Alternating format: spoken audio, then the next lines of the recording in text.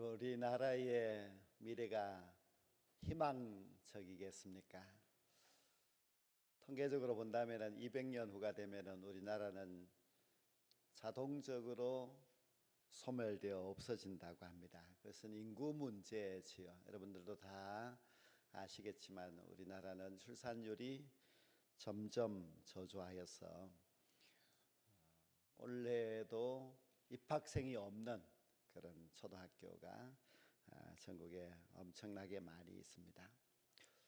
우리 교회의 미래는 희망적일까? 우리 교단, 장로교 통합교단의 교세 통계가 발표가 되었는데요. 2010년, 15년 전이지요. 그때 교인이 285만 명이었습니다. 15년이 지난 2024년도 통계는 219만 명, 66만 명이 감소하였습니다. 더 큰 걱정은 최근 5년 동안에 30만 명이 줄어들었습니다. 그래서 이제 교단 자체에서 200만이 아니라 앞으로는 100만 성도를 지키는데 사활을 걸어야 된다, 그런 이야기를 할 정도입니다. 그래서 이 나라의 미래도 또 우리 교회의 미래도 인구 감소가 제일 큰 어려운 문제인 것 같습니다. 그런데 그 옛날 저 멀리 애굽이라는 나라에서는 인구가 점점 늘어나서 애굽 나라가 골치가 아픈 적이 있었습니다. 애굽 나라의 역사를 보면은요, 지금 이집트죠.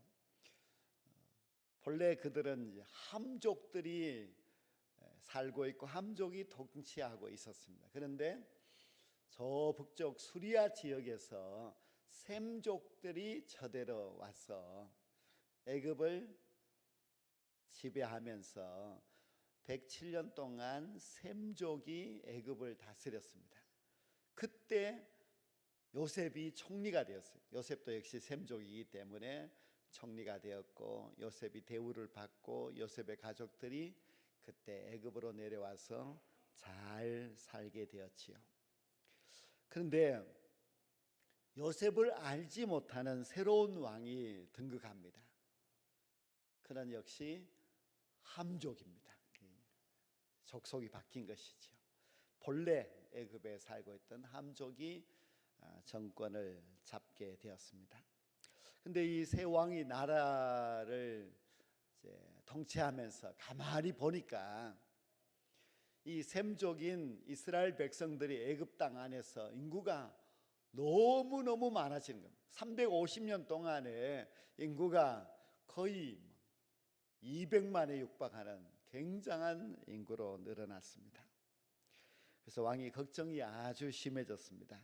만약 저 셈족인 이스라엘 족속들이 저 북쪽에 있는 셈족과 손을 잡고 쿠데타를 일으키면은 다시 이 정권은 무너지게 될 것이다 하는 걱정이었습니다.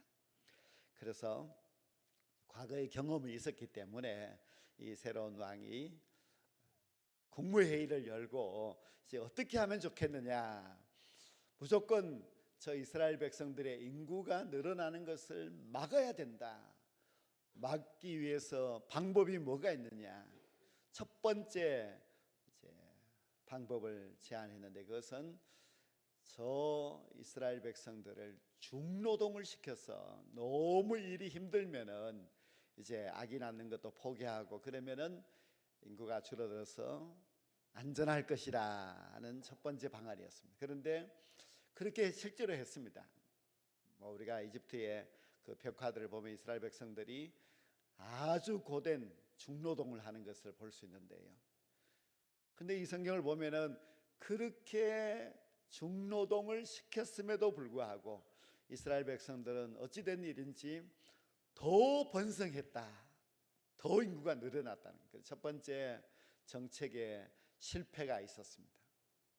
그래서 다시 또 왕이 국무회의를 열고 어떻게 하면 좋겠느냐고 했을 때에 두 번째 방안이 무엇인가 하면 남자 아기는 모두 다 죽이자.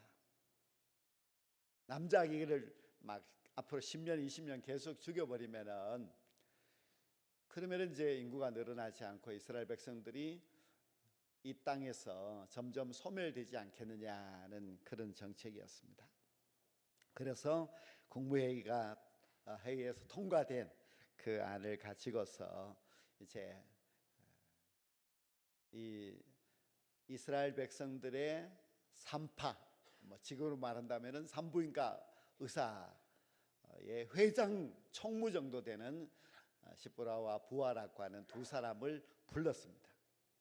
그래서 이들에게 이제 지시를 내리죠. 너희들이 이스라엘 백성들이 아기를 낳는다고 하면은 가서 보고 남자 아기거든 그 자리에서 몰래 슬쩍 죽여버려라. 여자 아기면은 살려주라. 그렇게 시켰습니다. 이 시브라와 부하라고 하는 사람들이 아마 모든 산파의 대표인 것 같습니다. 그래서 그 지시, 그 명령을 받고 이제 나오게 됩니다. 하나님께서는 분명히 아브라함과 이삭, 야곱에게 너희 후손들이 하늘의 별과 같이 많아지리라 번성에 대한 약속을 주셨는데, 근데 이 애굽의 왕은 이스라엘 백성들을 인구를 줄여서 이스라엘 백성들이 아예 애굽 땅에서 소멸되도록 하려고 했습니다. 이것이 이제 애굽 왕의 생각에는 아주 중요한 정책이에요. 이것은 사활을 걸어야 하는 아주 중요한 정책입니다. 왜냐하면 이렇게 하지 않으면 이스라엘이 다시 이 땅을 지배하게 되면은 우리는 이제 큰일 난다는 생각이었죠. 사탄은 항상 하나님의 계획을 방해합니다. 사탄은 하나님이 번성하리라고 하는 것을 막으려고 하고 하나님의 계획을 아주 억제하여서 하나님의 계획이 무산되기를 원하는 것이 사탄이 하는 일입니다. 그래서 이제 남자 아기를 다 죽이라는 명령을 왕으로부터 받은 이 시브라와 부하라는 두 사람이 왕 앞에서 나오게 됩니다. 그리고 이들의 책임은 모든 산파들을 다 불러놓고 왕의 명령을 전달해야만 했습니다. 근데 이 두 사람이 나와서 이제 가면서 야, 이제 우리가 어떻게 해야 되느냐? 왕의 명령을 거역하면 우리는 분명히 죽을 것이다. 왕의 명령을 따르면은 이스라엘 백성들의 모든 남자 아기는 죽어야 된다.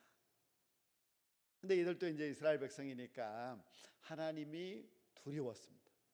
하나님이 두렵다는 것은 하나님의 뜻이 있는데 우리가 하나님의 뜻을 거역할 것이냐 하는 그런 갈등이 있었습니다. 그래서 그들이 이제 결론을 내리죠.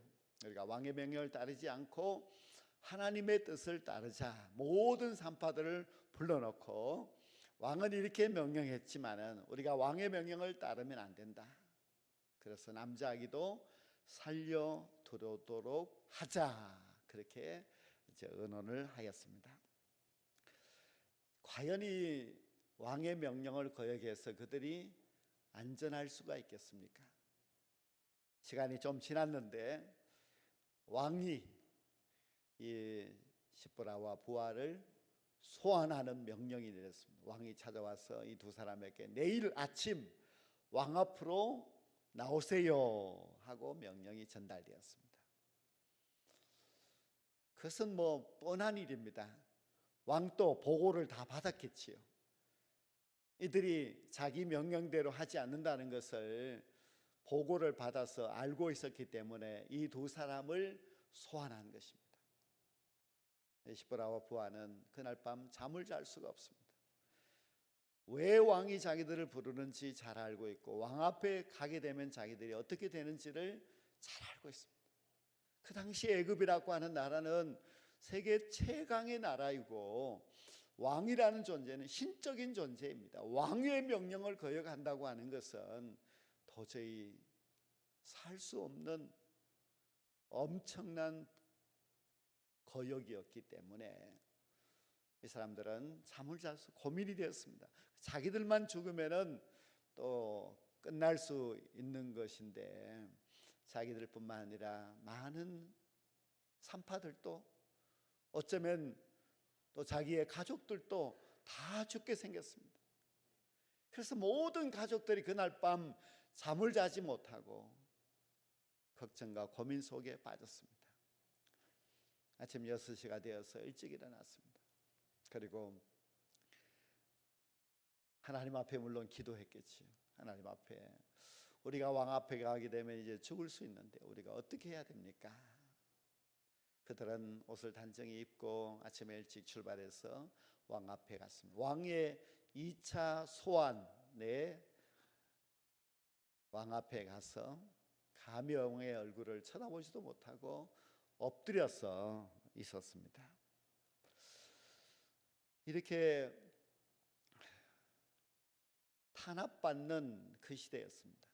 이스라엘 백성들은 요셉의 시대는 좋았지요. 요셉이 죽고 나서 요셉을 알지 못하는 새로운 왕이 등극하면서 계속해서 고난을 받습니다. 강제 노역에 끌려가서 일하다가 죽은 사람들도 많이 있겠지요. 마치 이제 노예로 전락되어서 노예의 생활을 하고 있는 그런 상황이었기 때문에 남자 아기를 죽이라고 하는 이런 어처구니 없는 명령도 내려지게 된 것입니다.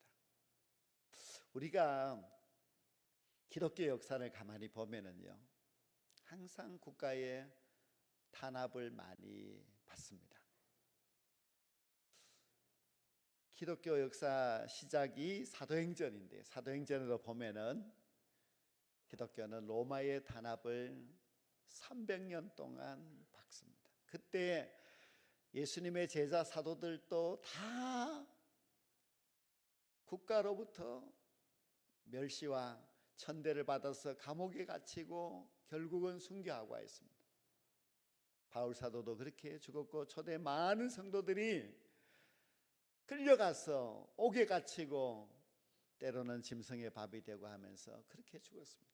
기독교 2000년 역사를 보면 어느 나라에서든지 기독교가 환영받기보다는 너무 모진 탄압을 받았습니다. 우리나라도 마찬가지입니다. 우리나라도 기독교가 처음 들어와서 이제 막 시작할 무렵에 일제 강점기가 시작되면서 정말 기독교인들 많이 탄압받고, 그 후에 공산주의로 탄압받고, 그렇게 해서 수많은 순교자들이 이 나라에도 그렇게 있었습니다. 근데 저는 우리나라가 앞으로는 기독교가 대우를 받고 기독교가 더 선교하기 좋아지는 나라가 될까? 아니면은 이제 앞으로 말세라고 하는데, 이 말세가 되면은 우리가 신앙생활하는 것이 더 어려워지지는 않을까? 만약 우리의 신앙생활이 더 어려워지고 어떤 박해가 있다고 할 때에 우리는 그 가운데서도 믿음을 굳건하게 지킬 수 있을까?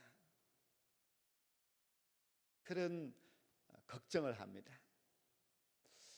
근데 워낙 우리 이제 기독교인들 신앙이 옛날보다도 많이 떨어져서 지금은 만약 그런 모진 핍박과 환란이 우리에게 닥쳐온다고 한다면은 우리가 과연 잘 이겨낼 수 있을까 참 걱정입니다. 이 산파의 대표인 십부라와 부하라는 이 사람들은 왕의 명령이 내렸음에도 불구하고 왕의 명령을 따르지 아니하고 거역하고 하나님의 뜻을 따르기로 결정을 하였습니다. 하지만 그 결과는 죽음이 앞에 있었습니다.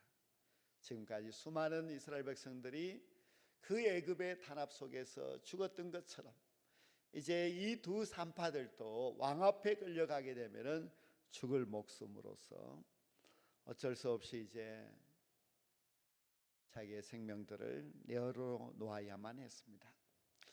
이제 왕 앞에 갔는데 왕이 묻습니다. 너희가 어찌하여서 남자 아기를 죽이라고 했는데 남자 아기를 살려두었느냐? 왕이 물었지요. 이미 아마 다 조사가 되어서 왕 앞에 보고가 된 것이기 때문에 거기에 거짓말도 할 수 없는 상황입니다. 그런데 왕 앞에 엎드린 이 십부라가 이렇게 이야기합니다. 왕이시여, 히브리어인들은 건강해서 우리가 도착하기 전에 자기 스스로 이미 아기를 낳았기 때문에 우리가 손쓸 방법이 없었습니다. 정말 말이 되느냐? 우리 여자 성도님들도 많이 계시겠지만은 아기를 자기 혼자서 스스로 쑥쑥 낳는다. 참 어렵지요. 말이 안 되는 이야기입니다.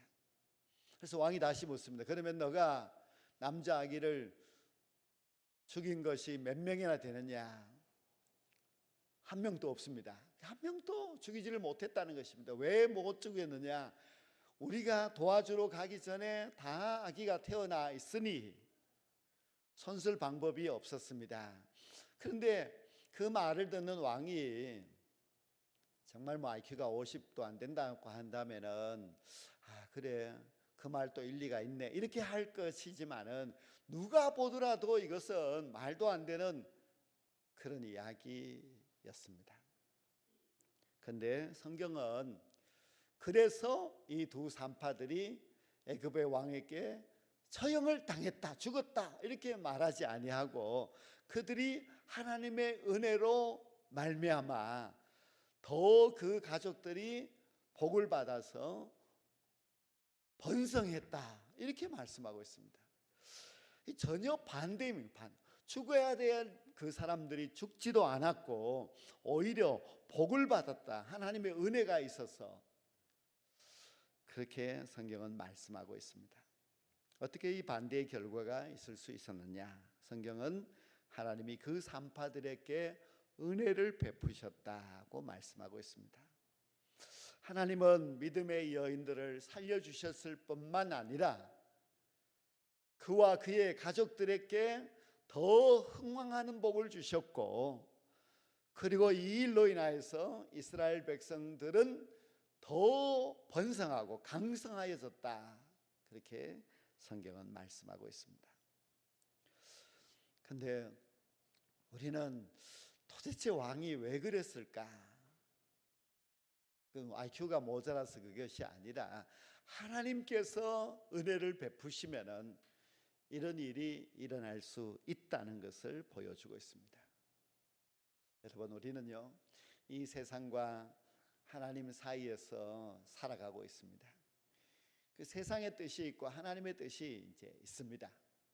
그 세상에 어떤 방법이 있고 세상이 돌아가는 그런 일들이 이제 우리에게 늘 다가오고 있는데 우리가 세상을 따를 것이냐 하나님을 따를 것이냐 세상의 방법을 쫓아서 살아갈 것이냐 아니면 하나님의 주시는 그 뜻대로 살아갈 것이냐 하는 갈등 속에서 있을 때에 과연 우리가 하나님의 뜻을 따를 수 있느냐? 아무리 봐도 하나님의 뜻을 따르다가 보면은 내가 망할 것 같고 세상 사람들에게 아주 조롱거리가 될 것 같은 그런 상황이 있죠. 그럼에도 불구하고 우리는 세상이 아니라 하나님이 옳다고 하나님이 나를 살려주시고 잘되게 하실 것이라고 믿고 하나님의 뜻을 따를 수 있느냐 하는 것입니다. 우리가 직장 생활하고 직장에서 또 어떠한 일들을 많이 이제 겪게 되게 되죠. 근데 직장의 뜻을 따를 것이냐 아니면은 신앙의 뜻을 따를 것이냐 이런 갈등도 있습니다. 그때 과연 우리가 정말 직장이 아니라 나는 하나님이요 교회요 내 신앙이요 그렇게 결정하고 따라가면 되겠느냐 하는 것입니다. 가정도 마찬가지입니다. 우리가 가정이라고 하는 것은 뭐 다 신앙의 공동체고 다 신앙으로 한 뜻이면은 몰라도 그렇지 않을 때가 있지 않습니까? 내 가정이 내 신앙을 방해할 때에 우리는 과연 그 방해를 이겨내고 나는 신앙을 위해서 하나님의 뜻을 이루기 위하여서 내가 믿음으로 살 거야 할 수 있느냐는 것입니다. 정말 우리는 그런 갈등 속에서 많이 고민하고 때로는 더 큰 어려움에는 두려움에 빠질 수도 있겠지요. 근데 오늘 이 말씀에 이 시브라와 부하라고 하는 이 사람은 애굽의 왕의 명령인데도 그 왕의 명령을 거역했다 하는 이 말씀을 보면서 과연 나는 그렇게 할 수 있을까? 이들은 하지만은 나는 안 될 것 같다는 생각을 할 수 있겠죠. 나도 할 수 있어. 나도 뭐 내가 내 한 몸 죽으면 그만이지. 이런 결단을 가지고서 우리가 하나님의 뜻을 따르면은 과연 어떻게 될까 하는 고민이 있을 수 있습니다. 당시 애굽의 왕은 신적 존재입니다. 노예 민족이 되어서 이제는 모든 힘을 잃어버린 이 이스라엘의 산파 두 여인이 그 어마어마한 힘을 가진 애굽의 왕을 대항하여서 그들이 살 수가 있겠습니까? 그들은 왕이 시키는 대로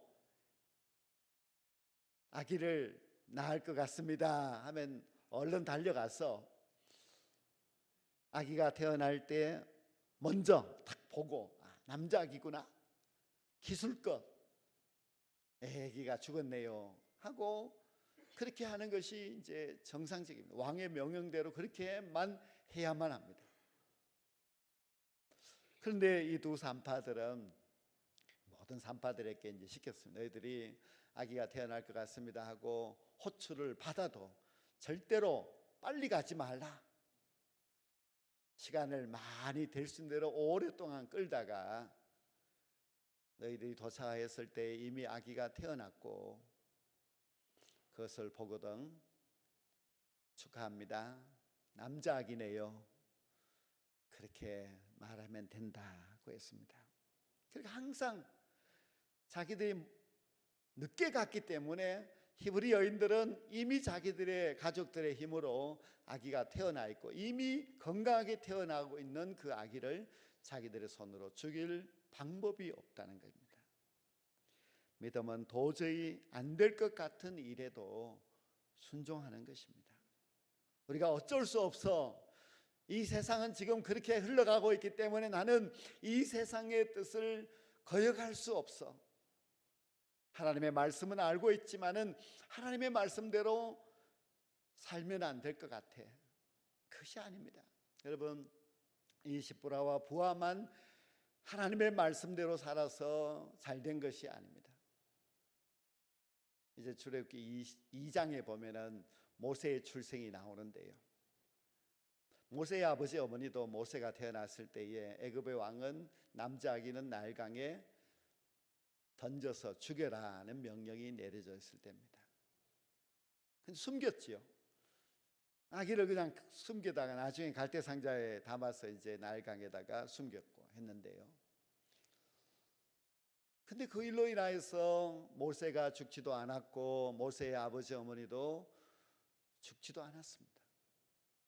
하나님의 뜻대로 살면은 하나님께서 은혜를 베풀어 주시고 하나님의 방법대로 살아가면은 더 잘 될 수 있는 길이 있다는 것입니다. 바벨론의 포로로 끌려갔던 다니엘과 세 친구들을 보십시오. 왕이 이 음식을 먹으라. 모든 사람들이 다 그 음식을 먹습니다. 그러나 다니엘과 세 친구들은 뜻을 정하고 하나님이 먹지 말라고 하는 이 음식을 우리는 먹을 수 없다고 거역했습니다. 그래서 다니엘과 세 친구들이 죽었습니까? 오히려 더 잘 됐습니다. 더 존귀함을 받는 신하가 되었습니다. 다니엘의 세 친구들은 그 큰 우상의 신상 앞에 절을 하라고 했는데 모두가 절을 하는데 절하지 않았으면 불물불에 던져졌죠. 그러나 그들은 죽지 않고 살았습니다. 우리는 하나님의 말씀대로 살면 안 될 것 같다는 그런 두려움에서 벗어나야 됩니다. 하나님의 뜻을 따르는 자가 복을 받게 되고 하나님께서 원하시는 그 삶을 살아가게 되면 오히려 우리가 더 흥황할 수 있다는 것을 알아야만 합니다. 우리는 세상에 살면서 분명 믿음의 많은 도전을 받습니다. 앞으로도 어떤 일이 있을 수 제가 이렇게 지난 이렇게 자료를 보다가 보니까 이제 코로나19 시대를 우리가 거쳐왔습니다. 코로나19 시대를 가만히 자료를 보니까 정부에서 이제 예배 드리지 마세요.